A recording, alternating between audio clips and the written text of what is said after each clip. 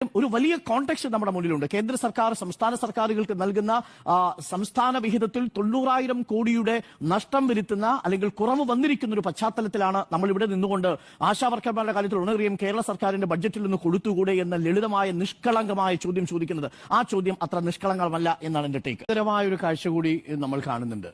INTUC-യും CIT-യും സമരത്തിന് പിന്തുണ പ്രഖ്യാപിക്കാത്ത ഈ സമരം യഥാർത്ഥത്തിൽ അത് മുന്നോട്ട് വയ്ക്കുന്ന ഒരു രാഷ്ട്രീയത്തെ കൂടി ചർച്ച ചെയ്യണമെന്നാണ് ഞാൻ കരുതുന്നത്. ആ നിലപാട് തന്നെയാണ് ഞാൻ പറയാൻ പോകുന്നത്. ഇപ്പോൾ സ്മൃതി പറഞ്ഞ് നിർത്തിയെടുത്ത് തുടങ്ങാം. INTUC വരണ്ടെങ്കിൽ വരണ്ടെന്നേ.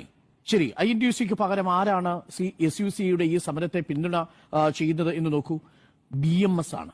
ഭാരതീയ മസ്ദൂർ സംഘ് എന്ന് പറയുന്ന സംഘടനയാണ്. കേന്ദ്രം ഭരിക്കുന്ന BJP എന്ന പാർട്ടിയുടെ സംഘടനയാണ് SUC-ക്കൊപ്പം ഈ സമരത്തെ പിന്തുണയ്ക്കുന്ന മറ്റൊരു പ്രധാനപ്പെട്ട ട്രേഡ് യൂണിയൻ BMS.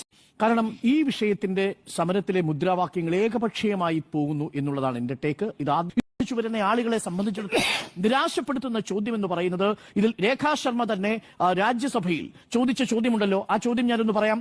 എന്താണ് രേഖാ ശർമ്മ? BJP-യുടെ MP അല്ലേ? അപ്പൊ രേഖാ ശർമ്മയ്ക്ക് ബോധ്യപ്പെടുന്നത് കേരളത്തിലെ കേന്ദ്രമന്ത്രിക്ക് ബോധ്യപ്പെടുന്നില്ലെങ്കിൽ, കേരളത്തിലെ BMS-യുടെയും SUC-യുടെയും സമരത്തിന് INTUC-യുടെ പിന്തുണയില്ലാത്ത സമരത്തിന്റെ പിന്തുണ പ്രഖ്യാപിക്കുന്ന പ്രതിപക്ഷ നേതാവിന് ബോധ്യപ്പെടുന്നില്ലെങ്കിൽ എന്തു പറയാനാണ് എന്ന് എനിക്ക് ചോദിക്കാനുള്ളൂ. രാഷ്ട്രീയം എന്ന് പറയുന്നത്, നേരത്തെ അണ്ണാ ഹസാരെയുടെ മോഡലിൽ ഡൽഹിയിൽ നമ്മൾ കണ്ടൊരു ക്യാമ്പയിൻ ഉണ്ട്. ആ ക്യാമ്പയിൻ തുടങ്ങിയത് വലിയ അഴിമതി വിരുദ്ധ പ്രതിച്ഛായ ഉണ്ടാക്കും എന്ന് പറയുന്ന ഒരു വലിയ മുദ്രാവാക്യവുമായിട്ടാണ്. അതിന്റെ ആനുകൂല്യം ഒടുവിൽ ലഭിച്ചതാർക്കാണ്?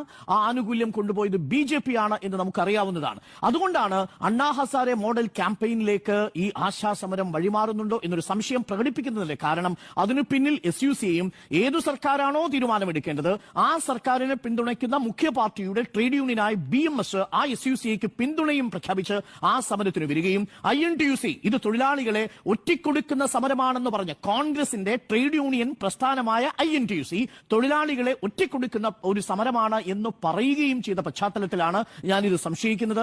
സ്വാഭാവികമായും ആ സംശയം അസ്ഥാനത്തല്ലെന്ന്